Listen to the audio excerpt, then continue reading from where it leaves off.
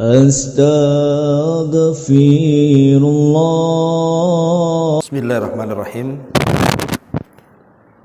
Assalamualaikum warahmatullahi wabarakatuh. Bihamdillahi wassalatu wassalamu ala rasulillah wa ala alihi wa sahbihi wa mawalah wa la hawla wa la quwata illa billahi wa ba'du.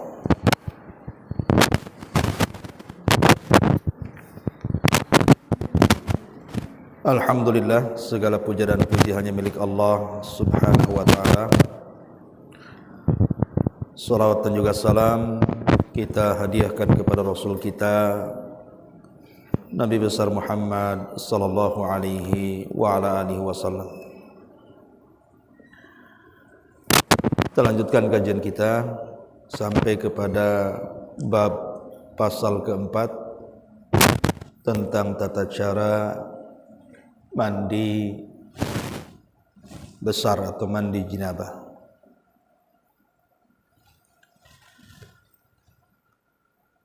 Ma'asyiral muslimat yang dimuliakan Allah Subhanahu wa taala. Bab ini akan menjelaskan kepada kita tentang perhatian Islam terhadap kebersihan.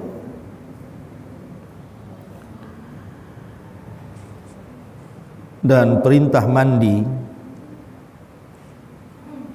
di dalam Islam terkandung di dalam Al-Quran dan juga sunnah Nabi sallallahu alaihi wa ala alihi wasallam. Di antaranya di sini surah Al-Maidah ayat 6. Allah Subhanahu wa taala berfirman, wa in kuntum junuban fattahharu. Dan jika kamu dalam kondisi junub, maka mandilah. Kemudian terulang dalam surah An-Nisa ayat 43, wala junuban illa abiri sabilin hatta tagtasil.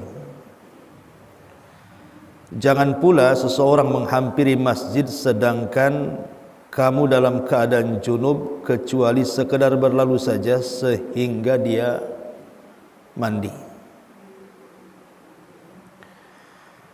Dan Nabi SAW mengatakan, idza tajawazal khitanu al-khitana faqad wajabal ghusl. Jika kemaluan bersentuh dengan kemaluan yang lainnya, maka mandi telah wajib atasnya. Artinya kalau seandainya seorang suami ataupun istri melakukan hubungan walaupun tidak mengeluarkan sperma, tapi kalau sudah bersentuhan antara kemaluan laki-laki dan wanita, maka sudah wajib mandi. Ini dalil yang disebutkan oleh pengarang di mana Islam mewajibkan mandi besar kepada setiap orang yang terkena junub. Tentu hal-hal yang mewajibkan mandi bukan hanya sekedar junub saja, tapi juga banyak. Jadi hal-hal yang mewajibkan mandi itu bukan hanya sekedar junub saja. Tentu yang pertama karena jinabah. Maksudnya karena melakukan persetubuhan antara suami istri. Ini sudah jelas karena ayatnya surah Al-Maidah ayat 6 tadi menunjukkan tentang wajibnya mandi.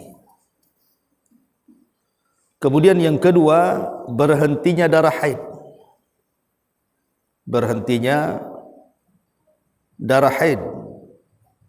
Dan itu berdasarkan surah Al-Baqarah ayat 222. Wa yas'alunaka 'anil mahid qul huwa adzan fa'tazilun nisaa fil mahid wa la taqrabuhunna hatta yathurna fa idza tatahharna fa'tuhunna min haitsu amarakumullah innallaha yuhibbut tawwabin wa yuhibbul mutatahhirin.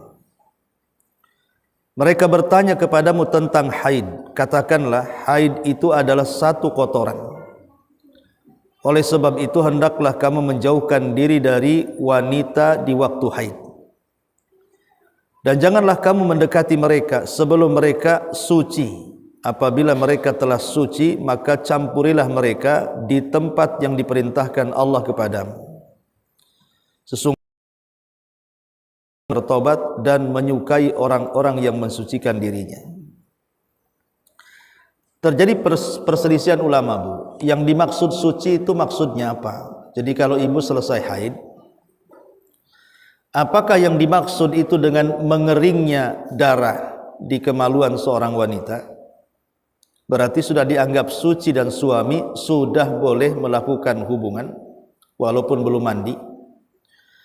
Ataukah yang dimaksud di sini memang mandi? Jadi belum dikatakan suci sampai dia mandi. Di sini perselisihannya. Ada yang mengatakan sampai dia kering, ada yang mengatakan sampai dia mandi. Tetapi pendapat yang kehati-hatian tentu mandi lebih baik. Karena di sini Nabi SAW mengatakan umkuthi qadra ma kanat tahbisuki haidhatuki thumma igtasili. Berdiam-diamlah selama darah haidmu menahanmu, kemudian mandilah. Berarti Nabi SAW memerintahkan kita untuk mandi. Ini yang kedua yang mewajibkan mandi adalah ketika berhentinya darah haid. Kemudian yang ketiga, orang masuk Islam. Orang masuk Islam, maka telah wajib baginya mandi. Jadi kalau ada seorang mu'allaf, dia masuk ke dalam Islam, maka yang mengislamkan dia harus memberitahu bahwa di dalam Islam itu ada kewajiban mandi bagi orang yang masuk ke dalam Islam.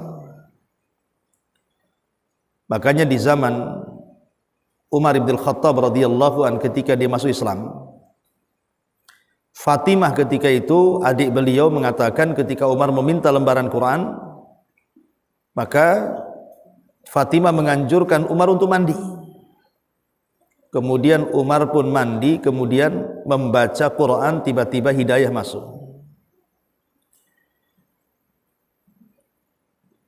Ini yang ketiga. Adapun dalilnya di sini dijelaskan adalah memerintahkan Sumamah Al-Hanafi untuk mandi ketika dia masuk Islam. Jadi kisahnya begini, Bu. Sumamah ibn Asal Al-Hanafi ini dia hendak umrah, tetapi ketika itu kan agamanya masih di atas kesyirikan. Tiba-tiba kemudian ketangkap oleh kaum muslimin, maka dia pun diikat di tiang masjid, di tiang Masjid Nabawi. Dan Nabi SAW memperlakukan Sumamah ini sangat baik sekali. Dan Sumamah juga selama terikat dalam tiang itu, dia melihat bagaimana akhlak para sahabat yang luar biasa. Setiap Nabi SAW mendatangi Sumamah, maka Rasul selalu menawarkan keislaman, tapi dia tak mau juga. Akhirnya setelah 3 hari, maka Sumamah pun dilepas oleh Nabi SAW. Entah kenapa, ketika dia hendak berangkat umrah, tiba-tiba dia balik lagi menemui Nabi SAW dan ingin masuk Islam.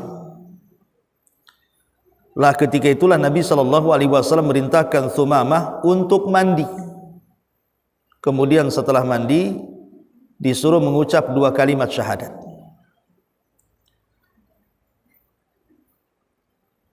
Nah setelah itu baru Sumamah diajarkan oleh Nabi SAW cara umrah menurut Islam. Maka Sumamah pun kemudian berangkat umrah, tiba-tiba dihadang oleh para pembesar Quraisy dan hampir dibunuhnya. Tapi setelah mengetahui Thumamah ini pembesar di kabilahnya, maka mereka pun tidak membunuhnya. Apalagi kabilah Thumamah itu adalah pemasok makanan ke Mekah. Kalau sampai dibunuh bisa masalah. Ya. Syahidnya adalah Thumamah di sini mandi, baru kemudian mengucapkan 2 kalimat syahadat. Kemudian yang keempat adalah kematian. Jadi kalau orang meninggal dunia, maka wajib dimandikan jasadnya. Dalilnya adalah ketika putri Rasul meninggal, Zainab bintu Nabi SAW, sebagaimana dalam hadis Bukhari, hadis ke-1255 dijelaskan bahwa Nabi memerintahkan untuk memandikan Zainab. Jadi Nabi memerintahkan untuk memandikan Zainab, menunjukkan bahwa orang yang meninggal harus dimandikan. Ya tentu tata caranya sama dengan orang mandi junub. Kemudian juga yang kelima sebagai tambahan adalah kematian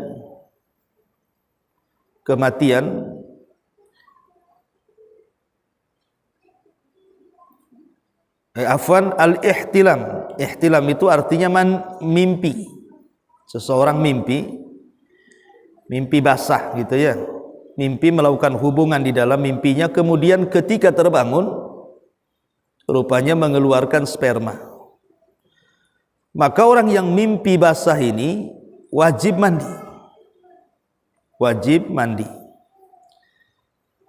Lah dalam mimpi itu ibrahnya itu bukan masalah mimpinya, tetapi inti daripada mimpi itu adalah keluar spermanya.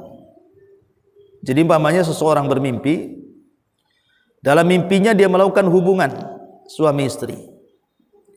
Kemudian ketika terbangun nampaklah ada sperma, maka wajib mandi. Kedua, seseorang bermimpi melakukan hubungan suami istri, ketika terbangun kok tidak ada sperma, tidak wajib mandi. Walaupun di dalam mimpinya dia melakukan hubungan. Tapi karena ibrah itu adalah keluar sperma, kalau setelah mimpi kok tidak nampak ada sperma yang keluar, berarti tidak wajib mandi.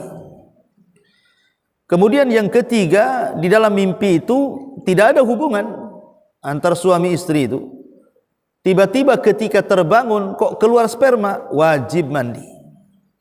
Jadi ibrahnya itu adalah di keluar sperma, keluar air mani. Kalau sampai keluar, maka wajib mandi.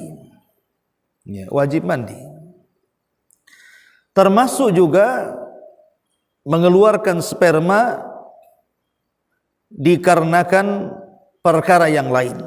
Dia tidak mimpi, dia tidak melakukan hubungan suami istri, mungkin dengan cara dikeluarkan dengan cara lain sampai keluar, maka itu pun wajib mandi. Karena mengeluarkan sperma itu sudah diwajibkan mandi.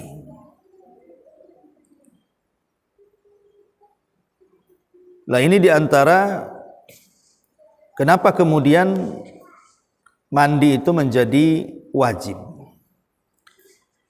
Ma'asyiral muslimat yang dimuliakan Allah Subhanahu wa taala. Kemudian juga wanita nifas. Ya, wanita nifas juga wajib mandi kalau sudah selesai nifasnya. Jadi kalau selesai nifasnya wajib mandi.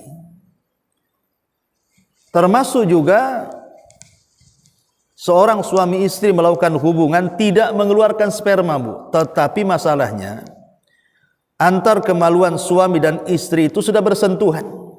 Walaupun hanya sekejap, berarti sudah mewajibkan mandi. Inilah perkara-perkara yang para ulama mengatakan sebab-sebab wajib mandi. Taib, ma'asyiral muslimat yang dimuliakan Allah Subhanahu wa taala.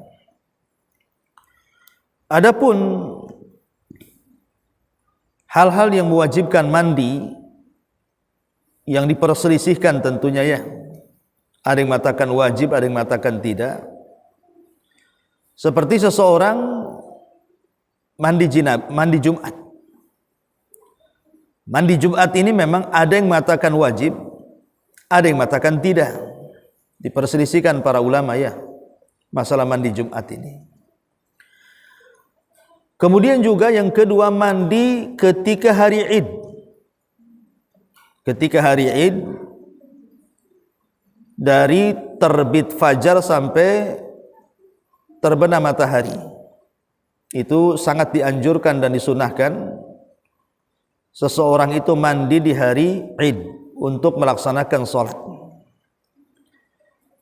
Kemudian juga mandi untuk melaksanakan sholat istisqa, itu juga dianjurkan tapi tidak wajib, sunnah saja. Ataupun mandi untuk melaksanakan sholat khusuf, sholat gerhana, itu juga bukan wajib, hanya dianjurkan saja. Kemudian mandi untuk ihram ketika haji atau umrah, itu juga dianjurkan, tidak wajib hukumnya. Termasuk juga orang yang mandi selesai memandikan mayat. Orang yang mandi selesai memandikan mayat itu sunnah hukumnya dan tidak wajib. Kemudian juga mandi ketika masuk kota Madinah, sebelum masuk ya. Kemudian juga mandi ketika hendak sa'i, itu juga sunnah. Atau mandi ketika hendak tawaf, mandi ketika hendak lempar jumrah, mandi ketika hendak mabit di Muzdalifah, mandi ketika wukuf di Arafah. Ini bagi orang-orang yang haji ya. Ataupun mandi karena sadar dari kegilaan, dia gila lama kemudian sembuh ya, itu juga sunnah hukumnya, seseorang melaksanakan mandi. Jadi inilah perkara-perkara faktor kenapa kemudian Islam juga sangat menganjurkan untuk melakukan mandi, tapi tidak sampai wajib ya perkara-perkara tadi, karena yang wajib itu sudah jelas tadi, ada sekitar 6 atau 7 yang sudah saya sebutkan tadi. Baik, sekarang hal-hal yang difardukan, disunahkan dan juga dimakruhkan saat mandi, apa saja? Hal-hal yang diwajibkan, disunahkan dan juga dimakruhkan saat mandi. Pertama, hal-hal yang diwajibkan atau difardukan saat mandi. Pertama adalah niat. Niat ini penting karena niat itulah yang membedakan antara mandi wajib dan mandi biasa. Nabi mengatakan innamal a'malu binniyat wa innamal likulli imri'in ma nawa. Sesungguhnya amal itu tergantung niatnya dan setiap orang itu akan memperoleh sesuatu apa yang diniatkannya. Jadi niat itu penting, jangan lupa. Sekali lagi, karena niat itu membedakan kapan ibu mandi bersih dan kapan ibu itu mandi junub. Kemudian yang kedua yang wajib adalah menyiramkan air ke seluruh tubuh secara merata. Menyiramkan air ke seluruh tubuh secara merata. Jadi jangan sampai air yang ditumpahkan ke dalam badan kita itu ada di antara badan kita yang tidak tersentuh. Jadi betul-betul merata dari ujung rambut sampai ujung kaki. Sampai pori-pori di rambut itu harus kena. Kemudian yang ketiga, menggosok sela-sela jari dan mengurai rambut kepala dan rambut yang lainnya, serta memperhatikan bagian-bagian anggota tubuh yang sulit tersentuh dengan air, seperti pusar. Kadang-kadang lupa gitu ya, pusar pun harus digosok gitu ya, supaya masuk air ke dalam lubang pusar itu. Pokoknya daerah-daerah yang sulit disentuh air ketika disiramkan ke seluruh tubuh, maka itu harus digosok dengan tangan, supaya betul-betul tidak ada satupun kulit dalam badan ini kecuali tersentuh. Karena itu diantara kewajiban mandi, seluruh tubuhnya harus tersentuh air. Ini 3 perkara yang disebut dengan kewajiban yang harus dilakukan orang yang sedang mandi junub. Kemudian yang kedua, hal-hal yang disunnahkan. Pertama, membaca basmalah. Membaca basmalah itu hukumnya sunnah. Karena setiap perkara itu kalau dimulai dengan basmalah, maka akan berkah. Tapi segala sesuatu yang tidak dimulai dengan basmalah, maka akan hilang berkahnya. Maka bacalah basmalah sebelum melaksanakan mandi. Ya kalau seandainya mandinya di kamar mandi, ya jangan di kamar mandi baca basmalahnya, Bu. Ketika masuk, ya ketika di luar kamar mandi baca basmalah baru masuk ke kamar mandi, karena tidak boleh mengucap basmalah di kamar mandi. Kemudian yang kedua, membasuh kedua telapak tangan. Ya ini kan permulaan lah, seperti orang berwudu, ya tentu telapak tangan dulu dibasuh. Kemudian yang ketiga, dimulai dengan menghilangkan kotoran. Jadi setelah membasuh tangan, ibu cebok, itu ya bersihkan di sekitar dubul dan kubur, bersihkan pakai sabun. Maka setelah kemudian dipastikan hilang kotorannya, hilang najisnya, baru kemudian yang keempat, mendahulukan anggota wudu sebelum membasuh tubuh. Jadi kalau bisa berwudu dulu. Kalau bisa berwudu. Memang wudu ini menjadi beberapa kaifiyah, beberapa cara yang disebutkan para ulama fikih. Bisa dengan cara wudu sempurna, Bu.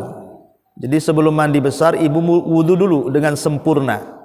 Seperti ya ibu yang ibu lakukan lah, wudu kan ma'ruf gitu ya.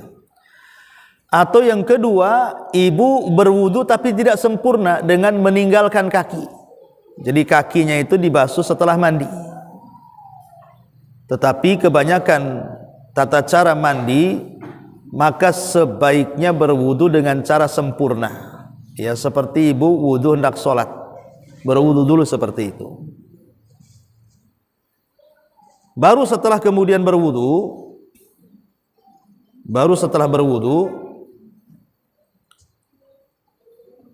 di sini disebutkan berkumur-kumur, kemudian menghirup air serta membasuh lubang kedua telinga dan bagian-bagian dalam yang lainnya. Jadi setelah berwudu mungkin areal-areal yang tidak bisa dijangkau dengan air kecuali dengan tangan gitu ya, atau berkumur-kumur, maka lakukan.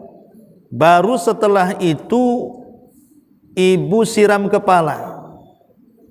Jadi siram kepala. Jadi sebelum membasuh badan, ibu menyiram dulu kepalanya pakai sampo, ya dibersihkan dulu rambutnya. Kemudian setelah membersihkan kepala dengan menyela-nyela tentunya supaya pori-porinya juga terkena, barulah kemudian ibu memulai dengan yang sebelah kanan, badan sebelah kanan. Jadi bahu sebelah kanan ibu basuh, setelah kemudian sebelah kanan baru beralih ke sebelah kiri. Beralih ke sebelah kiri, baru kemudian setelah itu mandi secara keseluruhan. Karena yang sunnah-sunnah ibu sudah lakukan. Lah ini yang disebut dengan mandi sempurna, Bu. Jadi mandi sempurna ini seperti ini namanya. Tetapi ada sifat mandi itu yang tidak sempurna, tetapi sah. Namanya mandi yang penting sah. Dengan cara apa? Dengan cara membanjur seluruh badan, yang penting kena semua. Dari atas kepala sampai kaki ibu jegar-jegur bahasanya ya. Dan tidak ada satupun dari anggota badan kecuali tersentuh air. Atau ibu umpamanya punya kolam renang, jegur ke kolam renang gitu ya. Itu kan sudah basah semua tuh. Atau merendam di kolam sehingga tidak ada satupun anggota badan kecuali tersentuh air, maka itu sudah dianggap mandi jinabah. Yang jelas Yang membedakan itu mandi biasa dengan mandi jinabah adalah yang penting niatnya. Jadi ketika ibu terjun payung ke kolam renang itu, ibu itu sudah niat mandi junub, maka ketika jegur kemudian keluar dari kolam sudah sah. Itu namanya mandi yang penting sah namanya. Ya, tetapi bagaimanapun tata cara yang sempurna adalah tadi yang saya sebutkan, ya kan? Ya, pertama membaca basmalah, yang kedua membasuh telapak tangan, yang ketiga membersihkan kemaluan, dubur dan kubul, kemudian berkumur-kumur, kemudian membersihkan kotoran di sela-sela yang susah tersentuh air, baru kemudian membasuh kepala, kemudian setelah kepala bersih baru kemudian sebelah kanan badan, kemudian sebelah kiri badan, baru kemudian mandi secara keseluruhan, kemudian terakhir mencuci kaki. Itu namanya mandi sempurna. Nah, ini jadi mandi junub itu ada dua cara, ada mandi sempurna, ada mandi biasa. Yang membedakan adalah niatnya. Ma'asyiral muslimat yang dimuliakan Allah Azza wa Jalla. Kemudian di sini juga yang ketiga, hal-hal yang dimakruhkan dalam mandi. Apa saja hal-hal yang dimakruhkan? Ada 5. Pertama, berlebih-lebihan dalam menggunakan air. Jadi secukupnya saja kalau mandi, jangan berlebih-lebihan. Yang kedua, mandi di tempat yang najis, karena dikhawatirkan akan terkena najis. Kemudian yang ketiga, mandi dengan air lebihan dari yang dipakai bersuci oleh istri. Karena Rasul melarang bersuci dengan air lebihan dari air yang dipakai bersuci oleh istri sebagaimana telah dijelaskan sebelumnya. Tapi pendapat yang kuat tidak.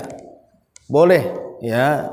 Pendapat yang kuat boleh kita menggunakan bekas sisa orang lain mandi. Karena Rasul pun pernah mandi satu bejana dengan Aisyah. Kemudian yang keempat, mandi tanpa penutup berupa dinding atau benda lainnya berdasarkan sebuah hadis yang dikatakan oleh Maimunah, wada'tu lin-nabi ma'an wa satartuhu faghtasal. Aku meletakkan air untuk Nabi dan aku menutupi beliau lalu beliau mandi. Karena bagaimanapun Allah itu zat yang maha sitir, yang maha malu dan sitir. Innallaha hayyun sitir yuhibbul haya fa idza ightasala ahadukum falyastatir. Sungguhnya Allah itu maha pemalu lagi maha tertutup, yang mencintai orang yang pemalu. Karena itu jika salah seorang di antara kalian mandi, hendaklah dia menutup, jangan sampai nampak oleh orang lain. Dan yang terakhir, mandi di air yang tenggenang. Rasul mengatakan la yaghtasilanna ahadukum fil ma'i daim wa huwa junubun. Hendaklah salah seorang di antara kalian tidak mandi di air yang tenggenang sedangkan dia dalam kondisi junub. Jadi hendaklah diciduk, Bu. Pamannya ibu di kamar mandi, itu kan tenggenang kan, Bu, di kamar mandi pamannya ada bak-bakannya, ya kan. Ibu jangan masuk ke bak-bakan, nggak muat juga kan itu. Jadi cukup diciduk saja, ya, karena makruh hukumnya. Orang yang sedang junub nyemplung ke bak-bakan, lain kalau kolam renang itu kan banyak gitu ya airnya. Kalau di bak-bakan di kamar mandi kan tak banyak airnya, makanya hukumnya makruh. Nah, inilah 3 perkara yang harus diperhatikan saat mandi. Yang wajib apa, yang sunnah apa, dan yang makruh itu apa. Ma'asyiral muslimat yang dimuliakan Allah Subhanahu wa taala. Di sini yang ketiga di sini tentang tata cara mandi. Pengarang mengatakan, hendaklah seseorang yang mandi membaca basmalah seraya meniatkan mandinya untuk menghilangkan hadas besar. Ini yang pertama, baca basmalah kemudian niat menghilangkan hadas besar. Lalu membasuh kedua telapak tangan sebanyak 3 kali. Lalu beristijmar membersihkan kotoran dan membasuh kemaluannya dan duburnya dan bagian anggota tubuh di sekitar keduanya dari kotoran. Lalu berwudu seraya berniat menghilangkan hadas kecil tanpa membasuh kedua kaki. Tapi boleh juga membasuh kedua kaki dengan sempurna. Karena ia dibolehkan membasuh keduanya bersama wudunya atau menangguhkan membasuh keduanya hingga akhir mandinya. Artinya bisa wudu sempurna, bisa tidak sempurna. Sudah dijelaskan tadi. Lalu membenamkan kedua telapak tangannya ke dalam air, lalu mengurai pangkal rambut kepalanya dengan kedua telapak tangannya, lalu membasuh kepalanya dan kedua telinganya sebanyak 3 kali dengan 3 kali cidukan. Lalu menyiramkan air ke bagian tubuhnya yang sebelah kanan dari atas ke bawah, lalu menyiram ke bagian tubuhnya sebelah kiri dari atas ke bawah.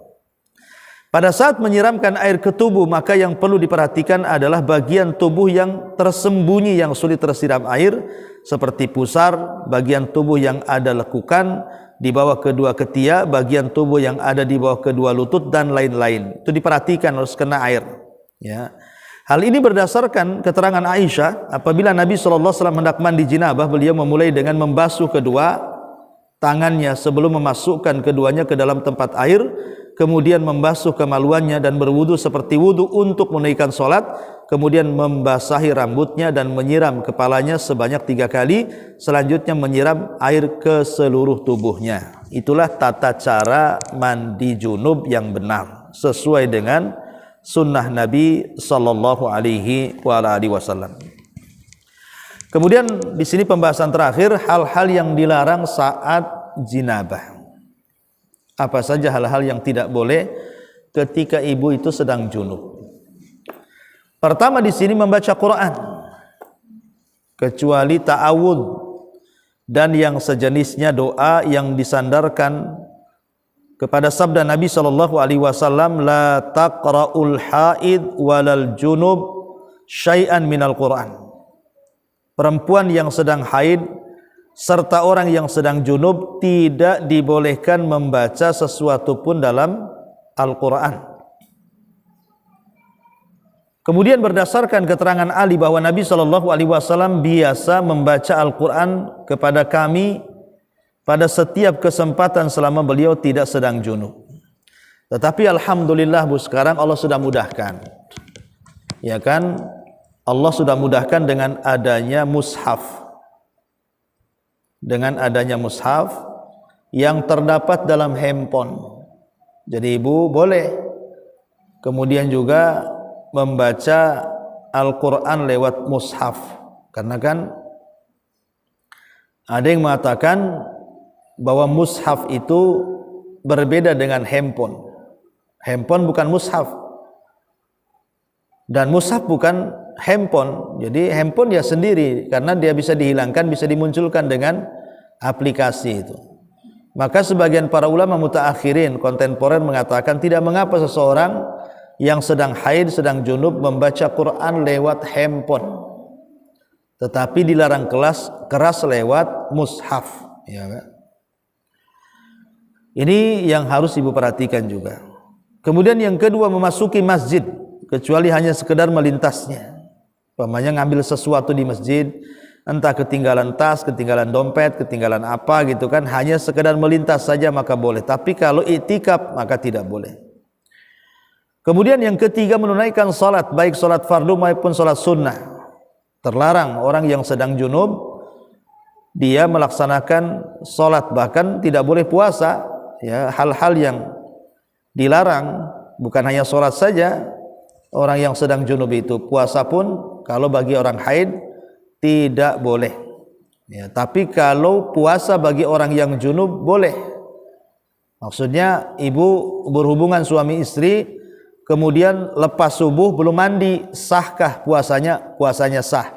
Tapi bagi orang yang haid tidak bisa. Orang haid tidak bisa puasa. Tapi kalau orang yang junub boleh. Tapi khusus salat, mau yang junub mau yang haid tidak boleh. Dua-duanya terlarang. Karena Allah mengatakan di sini, ya ayyuhalladzina amanu la taqrabus salata wa antum sukara hatta ta'lamu ma taqulun wala junuban illa abiri sabilin hatta taghtasilu. Wahai orang-orang yang beriman, janganlah kamu salat sedangkan kamu dalam keadaan mabuk sehingga kamu mengerti apa yang kamu ucapkan.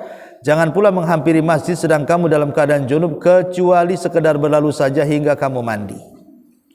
Dan yang terakhir disebutkan di sini menyentuh Al-Qur'an meskipun menggunakan kayu atau benda lainnya berdasarkan Al-Qur'an innahu laqur'anun karim fi kitabim maknun la yamassuhu illa al-mutahharun. Sesungguhnya Al-Qur'an ini adalah bacaan yang sangat mulia pada kitab yang terpelihara, tidak menyentuhnya kecuali orang-orang yang disucikan. Dan Rasul mengatakan la tamassul Qur'an illa wa anta tahirun. Janganlah kamu menyentuh Quran kecuali kamu dalam kondisi suci. Inilah diantara pembahasan tentang tata cara mandi junub, apa yang wajib, apa yang sunnah, dan apa yang makruh, dan apa hal-hal yang tidak boleh dilakukan orang yang sedang junub. Wallahu a'lam bishawab. Ya, kita hanya memberikan catatan-catatan penting saja, karena memang kitab ini sudah sempurna pembahasannya, sehingga hanya menambah sedikit-sedikit saja yang tidak tercantum dalam tulisan beliau pengarang rahimahullah ta'ala. Taib, sampai di sini kita buka tanya jawab, silakan.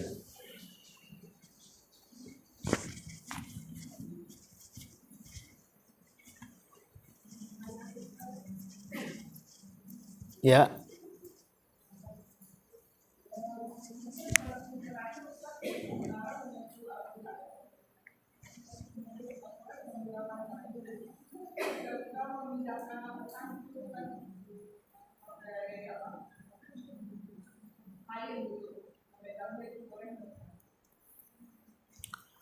Iya, alhamdulillah. Memang ini kan pendapat beliau di sini, pendapat pengarang Syekh Abu Bakar Jabil Al-Jazairi rahimahullahu taala.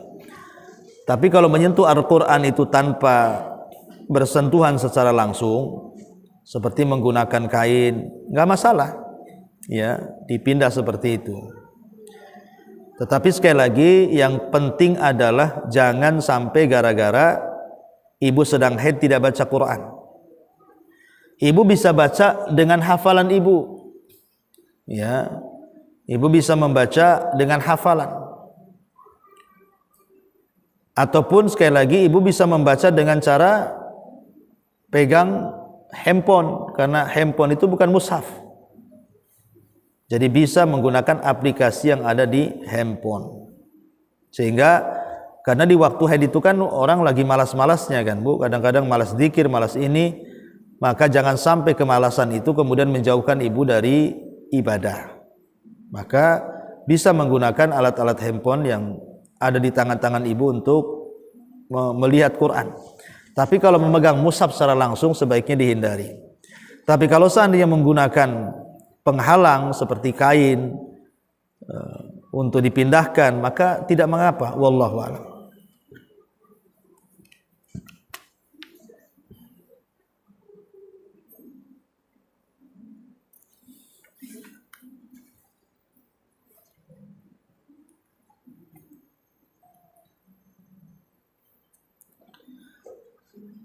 Taib, kalau tidak ada yang bertanya, sampai di sini subhanakallahumma bihamdika asyhadu an la ilaha illa anta astaghfiruka wa atubu ilaik.